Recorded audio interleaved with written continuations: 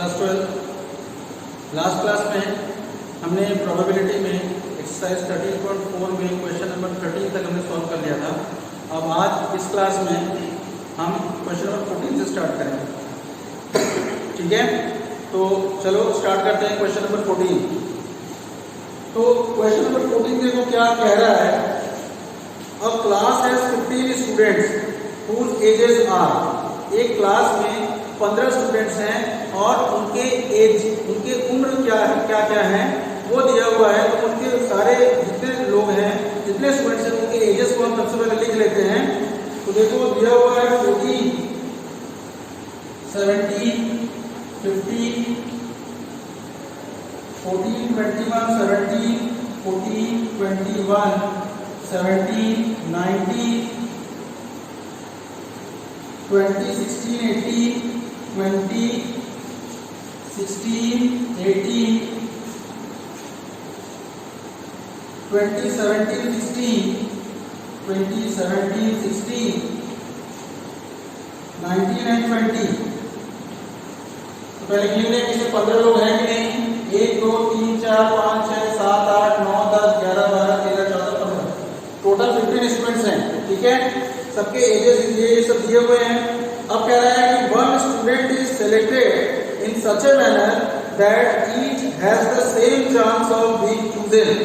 मतलब इसमें कह रहा है कि जितने भी 15 बच्चे हैं, हर बच्चे के चुने जाने की जो प्रोबेबिलिटी है वो सेम है। जितने पहले बच्चे के चुने जाने की प्रोबेबिलिटी है उतने ही दूसरे बच्चे की भी है, उतने ही तीसरे की भी है और उतने ही लास्ट वाले की भी है। तो कोई भी बच्चा हम ले लें, उसके सेलेक्ट होने की प्रोबेबिलिटी सेम है। ठीक है, फिर कह रहा है कि at the age x of the selected student, age x of the selected student is recorded. हम एक लड़की को चूज कर रहे हैं और उसके एज को हम रिकॉर्ड कर रहे हैं। ठीक है, तो what is the probability distribution of the random variable x। जो रैंडम वेरिएबल x होगा उसका प्रोबेबिलिटी डिस्ट्रीब्यूशन बताना है। उसके अलावा find mean, variance and standard deviation. इसका मतलब हमें इसमें मीन भी बताना है। सबसे पहले तो प्रोबेबिलिटी डिस्ट्रीब्यूशन बताना है, फिर मीन बताना है, फिर वेरिएंस बताना है, फिर स्टैंडर्ड डेविएशन बताना है। ठीक है, तो चलो सबसे पहले हम रैंडम वेरिएबल की बात करें। तो रैंडम वेरिएबल हमारे क्या क्या हो सकते हैं भाई। तो रैंडम वेरिएबल का मतलब होगा कि हम किस किस एज के बच्चे को हम चूज कर सकते हैं। तो हम तो उन्हीं एज वाले एज ग्रुप के बच्चों को चूज कर सकते हैं जो कि इन 15 में हैं। तो इन 15 में किस किस एज वाले बच्चे हैं। तो सबसे पहले जो है हमारा 14 ईयर्स का बच्चा है, फिर 15 का भी है, 16 भी है, 17 है, 18, 19, 20 और 21। ठीक है, 14 से स्टार्ट हो रहा है और 21 पे खत्म हो जा रहा है। तो अब अगर हम प्रोबेबिलिटी निकालें, सबसे पहले प्रोबेबिलिटी डिस्ट्रीब्यूशन निकालना है। तो प्रोबेबिलिटी डिस्ट्रीब्यूशन के लिए तो हमें प्रोबेबिलिटी निकालना पड़ेगा हर रैंडम वेरिएबल के करस्पॉन्डिंग। तो देखो भाई, अगर हम 14 की करस्पॉन्डिंग प्रोबेबिलिटी निकालें, probability corresponding to x equal to 14, तो 14 हमारे पास इसमें कितने बच्चे हैं जिनका एज 14 है।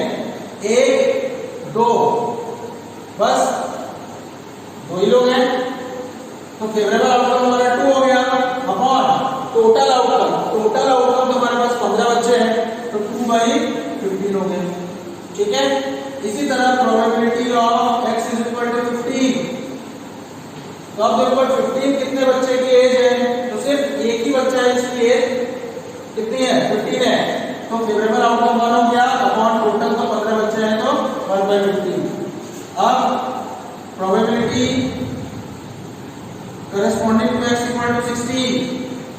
16 कितने बच्चों की एज है भाई, 1, 2, यानी कि 2/15। अब probability of x equal to 17। 17 कितने बच्चों का है, 1, 2, 3, तो 3 हो गया फेवरेबल, टोटल है 15, 3/15। अब probability of x equal to 18। 18 कितने बच्चों का एज है भाई, सिर्फ 1, तो 1/15। फिर probability of x is equal to 19 की प्रोबेबिलिटी क्या होगी 19 के करस्पॉन्डिंग। तो कितने बच्चों का 19 है 1 2 बस। तो फेवरेबल आउटकम हो गया 2 और टोटल हो जाएगा 15। तो 2/15 अब probability corresponding to x is equal to 20। तो 20 हमारे कितने एज वाले बच्चों में है, एक इधर है और एक इधर है और ये टोटल 3 हो गए। तो 3 तो फेवरेबल हो गया और टोटल आउटकम हो गया 15। तो 3/15 और लास्ट में probability corresponding to x equal to 21। तो 21 हमारे कितने बच्चों की एज है भाई, देखो एक बस एक ही बच्चे हैं। तो 1/15 क्योंकि टोटल 15 बच्चे हैं, ठीक है ना। तो देखो सबके करस्पॉन्डिंग हमने प्रोबेबिलिटी निकाल लिया है। अब हम क्या करेंगे, प्रोबेबिलिटी डिस्ट्रीब्यूशन लिखेंगे। तो प्रोबेबिलिटी डिस्ट्रीब्यूशन के लिए सिंपल एक ऐसे बॉक्स बना लें।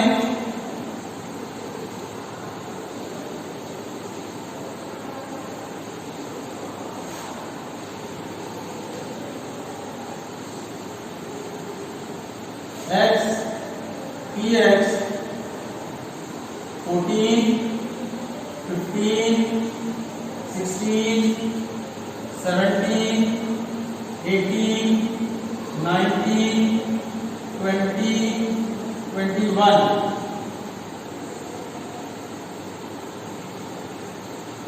ठीक है, हम यहाँ पे कॉलम्स खींचते रहे हैं।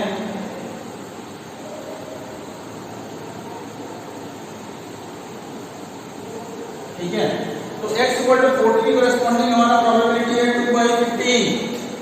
तो यहाँ लिख दें 2/15। फिर 50 के करस्पॉन्डिंग है 1/15, 16 के करस्पॉन्डिंग है 2/15, 70 के करस्पॉन्डिंग 3/15, 18 के करस्पॉन्डिंग 1/15, 19 के करस्पॉन्डिंग 2/15, 20 के करस्पॉन्डिंग 3/15 और 21 के करस्पॉन्डिंग 1/15। ठीक है, तो ये हमारा प्रोबेबिलिटी डिस्ट्रीब्यूशन हो गया। अब सबसे पहला काम क्या है भाई, कि हमें मीन निकालना है। मीन यानी कि एक्सपेक्टेशन भी बोल सकते हैं मैं इसको, और इसका फॉर्मूला क्या होता है, summation xi into probability of corresponding xi। तो ये होगा इक्वल्स टू 14 इंटू 2/5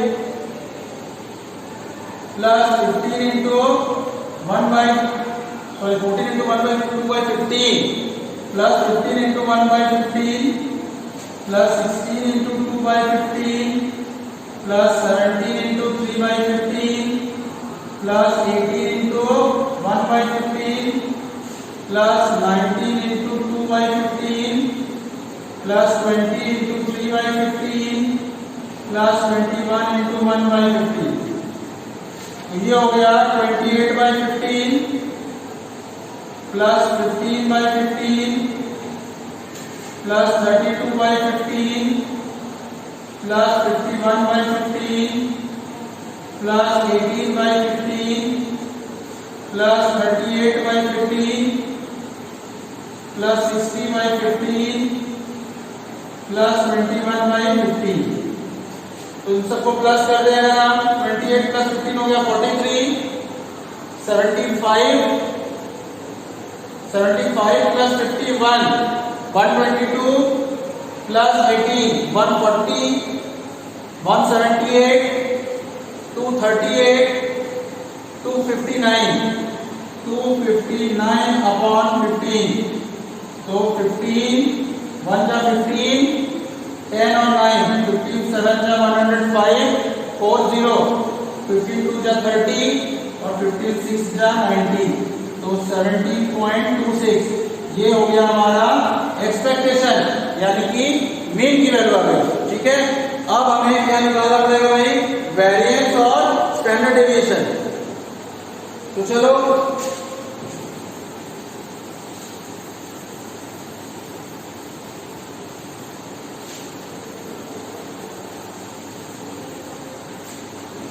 अब वेरिएंस के लिए हमें एक्सपेक्टेशन ऑफ एक्स स्क्वायर की जरूरत पड़ेगी, क्योंकि वेरिएंस का फॉर्मूला क्या होता है भाई, ई of X square minus E of X का स्क्वायर, ठीक है ना। तो हम सबसे पहले ई ऑफ एक्स स्क्वायर निकालें। ई ऑफ एक्स स्क्वायर का मतलब ये हो जाएगा समेशन एक्स आई का square into P of x L. तो ये हो जाएगा 14 का स्क्वायर, कितना होता है 14 का स्क्वायर 196 इनटू 2/15 प्लस 15 का स्क्वायर यानी कि 225 इनटू 1/15 प्लस 16 का स्क्वायर मींस 256 इनटू 2/15 प्लस 17 का स्क्वायर यानी कि 289 इनटू 3/15 प्लस 18 का स्क्वायर मींस 324 इनटू 1/15, 19 का स्क्वायर यानी कि 381, 19 का स्क्वायर कितना होता है भाई 361, सॉरी 19 का स्क्वायर होता है 361, तो 361 इनटू 2/15 प्लस 20 का स्क्वायर 400 इनटू 3/15 प्लस 21 का स्क्वायर यानी कि 441 इनटू 1/15। तो अब देखो भाई 196 इनटू 2 ये कितना होगा भाई 392 upon 15 plus 225 upon 15 plus 512 upon 15 plus ये कितना हो जाएगा भाई 9 इंटू 3 27, 8 3 24 26, 6 और 2 8 upon 15 plus 324 upon 15 plus 361 into 2 722 upon 15 plus 400 into 3 1200 upon 15 plus 441 upon 15। ये हो गया ई ऑफ एक्स स्क्वायर। तो अब हम ये इसको सिंपल प्लस करेंगे तो 1 2 3 4 7 7 14 16 21 23 कैरी हुआ 2 4 6 2 8 10 16 17 19 28 कैरी हुआ 2 4 6 8 7 15 3 18 8 26 31 33 36 कैरी हुआ 3 और 1 4 अपॉन 15। अब 15 से कैंसिल करेगा तो 15 3 जा 45 1 8 यानी 15 1 जा 15, ठीक है 15 और 3 15 2 जा 30 हो गया और 15 2 जा 30, ये हो जाएगा भाई 312.2 ई ऑफ एक्स स्क्वायर की वैल्यू। क्लियर। अब हम क्या करेंगे वेरिएंस निकालेंगे। अब वेरिएंस निकालने के लिए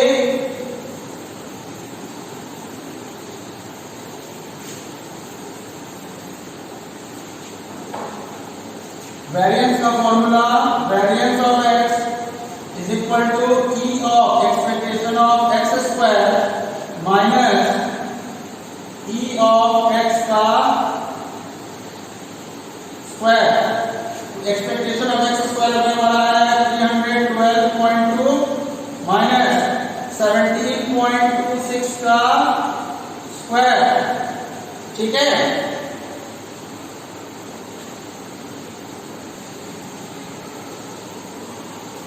ठीक है भाई, तो देखो 17.26 का स्क्वायर हमने किया तो आया है 297.9076 और 312.2 में से हमने इसको माइनस कर दिया तो हमारा वेरिएंस जो है वो आ गया 14.2924। ठीक है।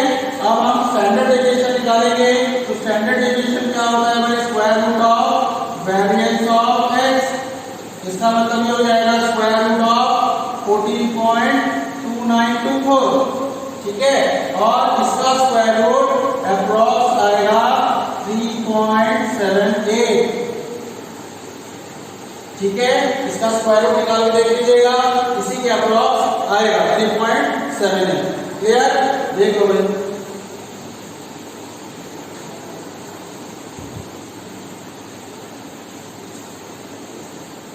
चलो नेक्स्ट क्वेश्चन नंबर 15।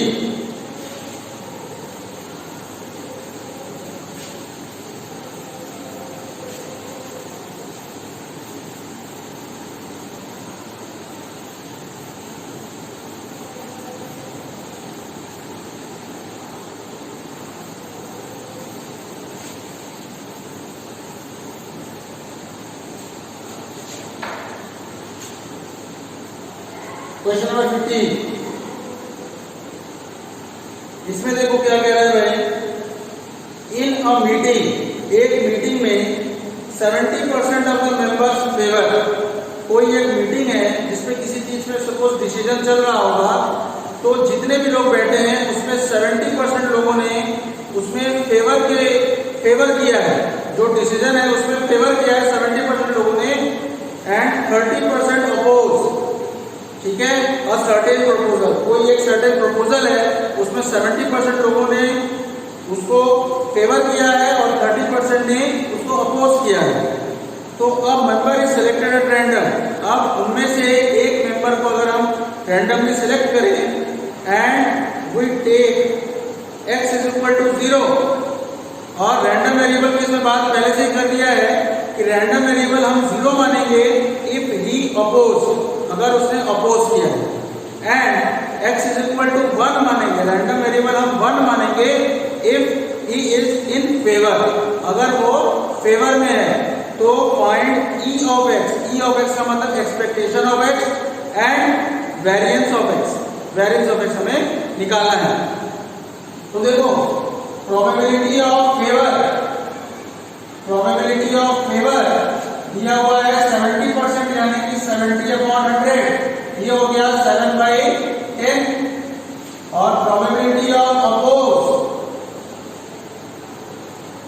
ये दिया हुआ है 30%, यानी कि 3/10। अब अगर हम प्रोबेबिलिटी डिस्ट्रीब्यूशन बनाए तो इसमें भाई देखो कह रहा है कि सिर्फ दो ही ऑप्शन है, एक x दूसरा px, या इधर 0 और 1। अगर x 0 है इसका मतलब वो हमारा अपोज कर रहा है क्वेश्चन के अकॉर्डिंग, तो अपोज की प्रोबेबिलिटी क्या हो जाएगी 3/10।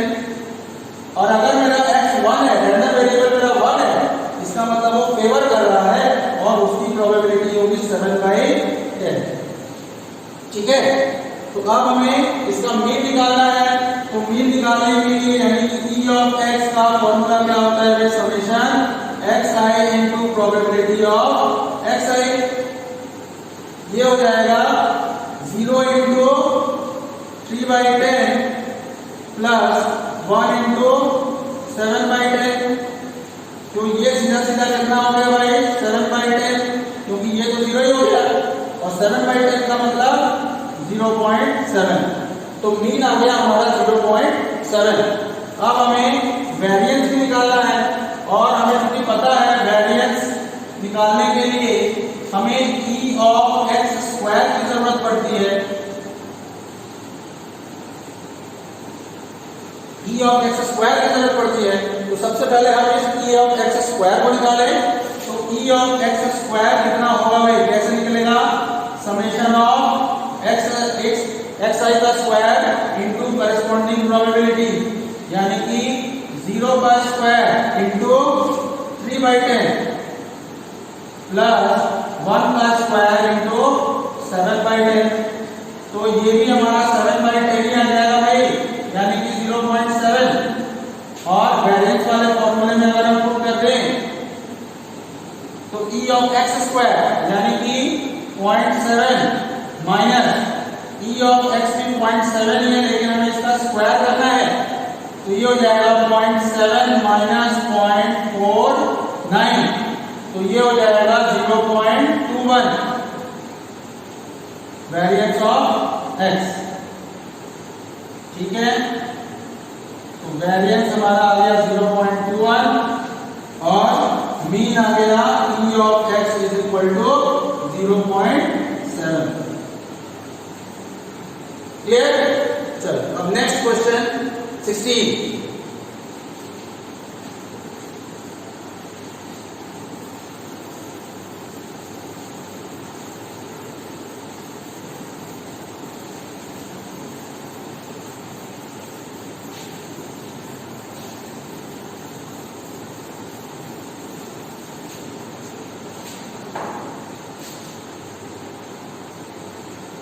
क्वेश्चन नंबर 16 पढ़ते हैं।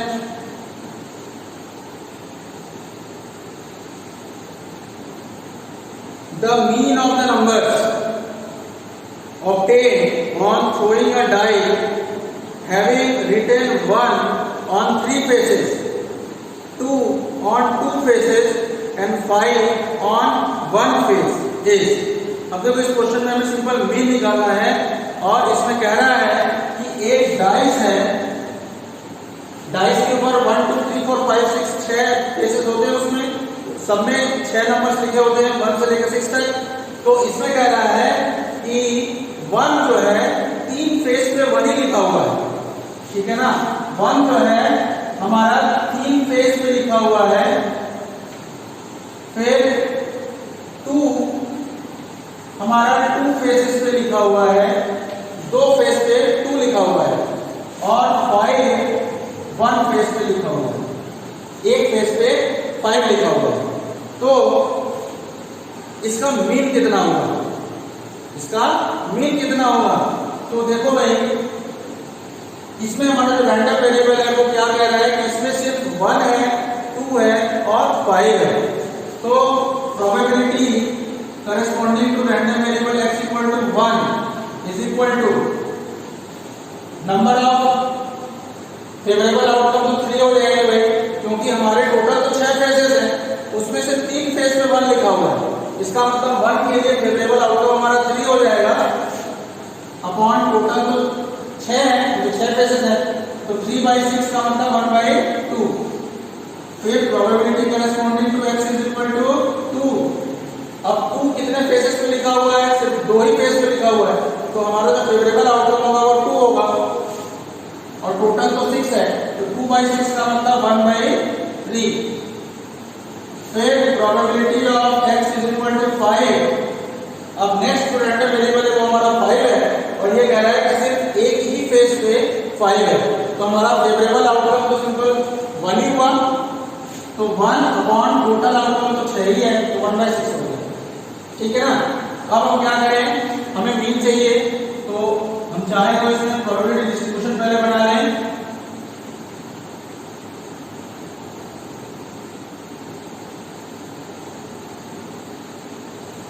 x px रैंडम वेरिएबल हमारा 1 हो सकता है, 2 हो सकता है और 5 हो सकता है। तो 1 के करस्पॉन्डिंग हमारी प्रोबेबिलिटी है 1/2, 2 के करस्पॉन्डिंग है 1/3 और 5 के करस्पॉन्डिंग है 1/6। ठीक है, ये हमारा प्रोबेबिलिटी डिस्ट्रीब्यूशन हो गया। अब हमें इसका मीन निकालना है, यानी कि e of x expectation of x, और इसका फॉर्मूला होता है x summation of xi into corresponding probability of xi। ठीक, तो ये हो जाएगा 1 into 1/2 plus 2 into 1/3 plus 5 into 1/6। ये हो गया 1/2 प्लस 2/3 प्लस 5/6। 2 3 और 6 के एलसीएम ले लेंगे तो 6 आ जाएगा। 2 3 जा 6, 3 इंटू 1 3 प्लस 3 2 जा 6, 2 इंटू 2 4 प्लस 6 1 जा 6, 1 इंटू 5 5। तो ये हो गया 3 प्लस 4 7, 7 प्लस 5 12, 12 अपॉन 6, यानी कि 2 आ गया। मीन जो है वो हमारा 2 हो गया। ठीक है,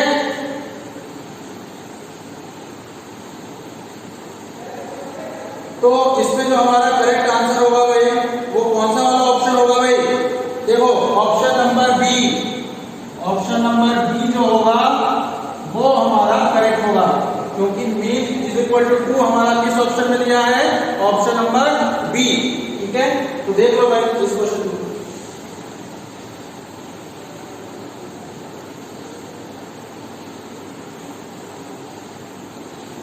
चलो question number 17।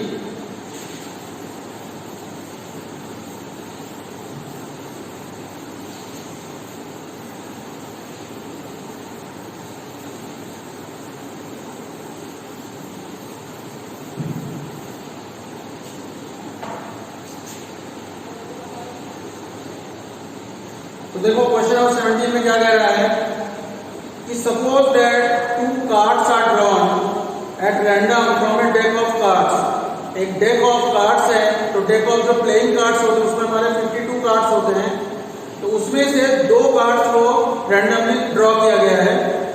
Late x be the number of aces obtained. जो हमारा एक्स है, मतलब जो हमारा रैंडम वेरिएबल है, वो किसको मान रहा है, नंबर ऑफ एसेस को। तो then the value of E x is, E x का मतलब एक्सपेक्टेशन निकालना है हमें, या फिर हम कह सकते हैं मीन निकालना है।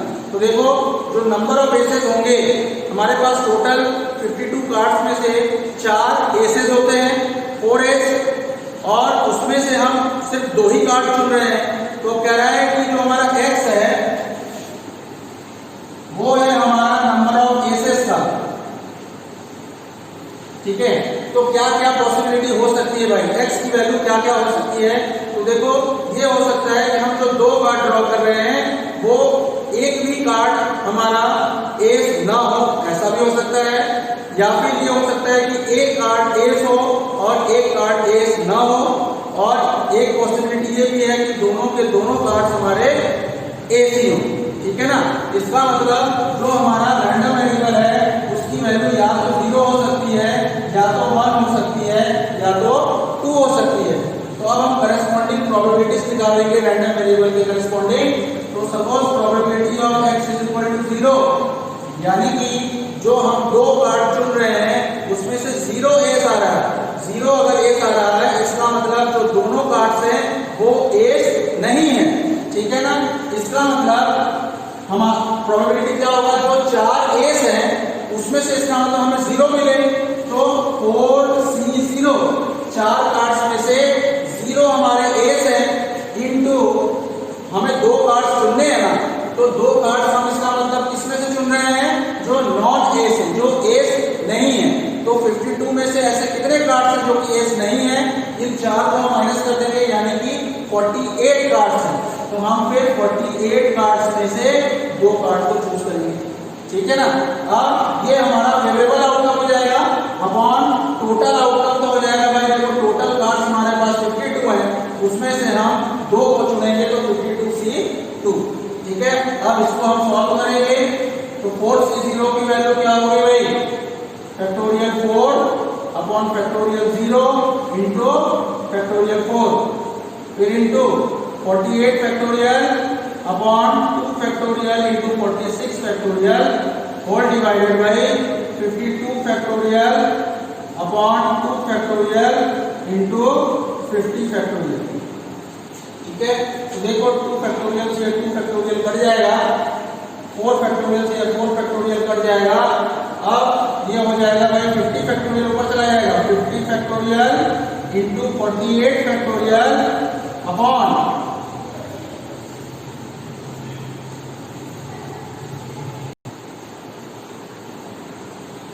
50 फैक्टोरियल ऊपर चला जाएगा, into 48 factorial upon 52 factorial into 46 factorial. तो अब इसको अगर हमको सॉल्व करना है तो ये हो जाएगा 50 factorial into 48 factorial upon 52 factorial को लिख सकते हैं 52 इंटू 51 इंटू 50 फैक्टोरियल, और इसको 46 फैक्टोरियल ही रहने दें, और ये जो ऊपर में 48 फैक्टोरियल है इसको हम 48 इंटू 47 इंटू 46 फैक्टोरियल लिख सकते हैं। क्लियर, अब इसके बाद हम 50 फैक्टोरियल से 50 फैक्टोरियल कैंसिल कर दें, 46 फैक्टोरियल से 46 फैक्टोरियल कैंसिल कर दें, तो अब हमारे पास क्या बचेगा भाई 48 इंटू 47 52 इंटू 51। अब हम इसको मल्टीप्लाई करके देखते हैं एक बार रफ में। 48 को 47 से multiply,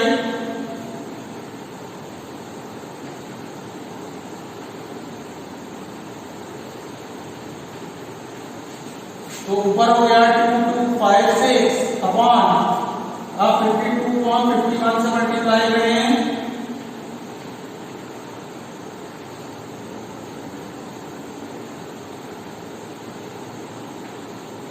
to 652।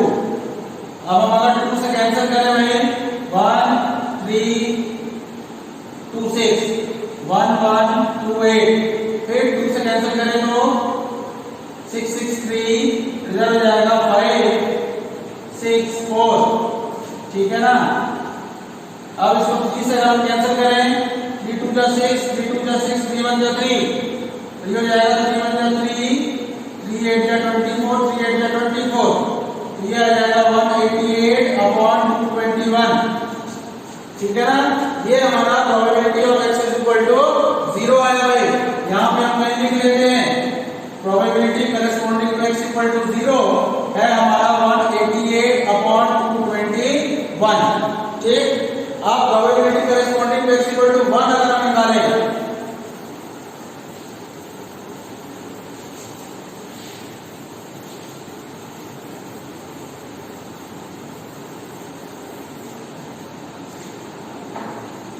Probability corresponding to x equal to 1 अगर हम निकालें, तो 1 का मतलब क्या है कि जो हम एक कार्ड निकालेंगे वो हमारा एस होगा और जो दूसरा कार्ड है वो हमारा एस नहीं होगा।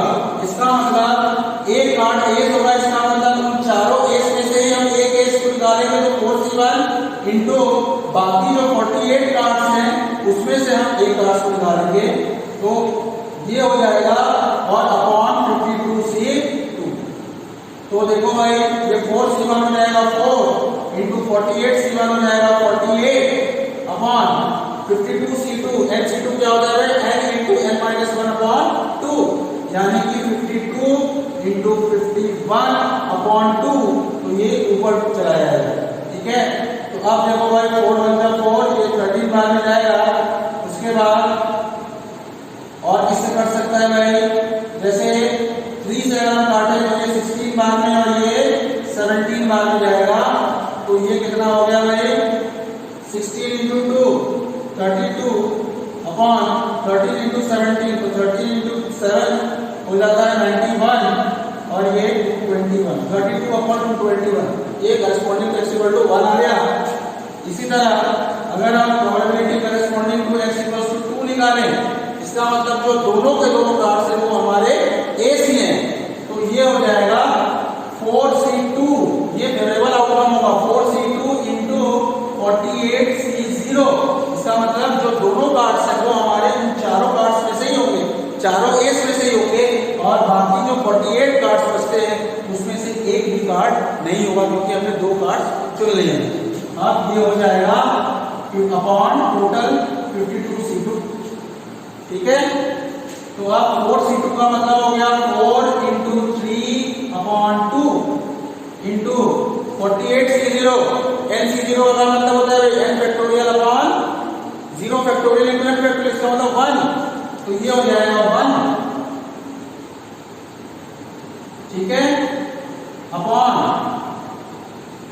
52C2 यानी कि 52 इंटू 51 अपॉन 2, ठीक है।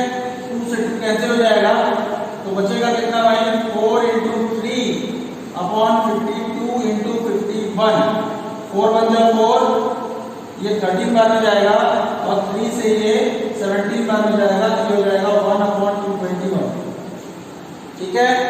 तो अब देखो यहाँ पे हम लिख लें अगर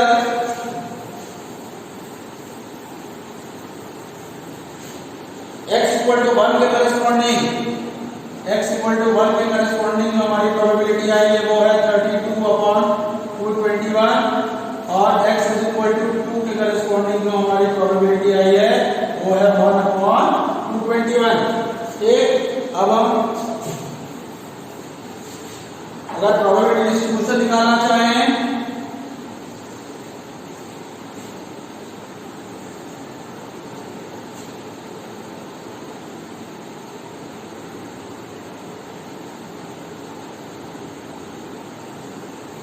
probability distribution x px, x की जगह 0 हो सकता है, 1 हो सकता है, 2 हो सकता है, तो 0 के करस्पॉन्डिंग है 188 अपॉन 221, x इक्वल टू 1 के करस्पॉन्डिंग है 32 अपॉन 221 और x इक्वल टू 2 के करस्पॉन्डिंग है 1 अपॉन 221।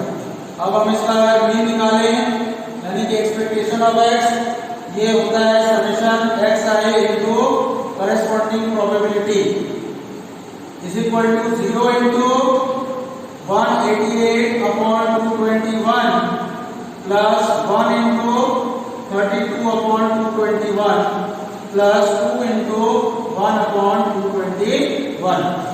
तो ये तो 0 हो गया, ये हो गया 32 upon 221 plus 2 upon 221, ये आ जाएगा 34 upon 221। तो भाई हमारा जो एक्सपेक्टेशन हुआ वो कितना आ गया भाई 34 अपॉन 221।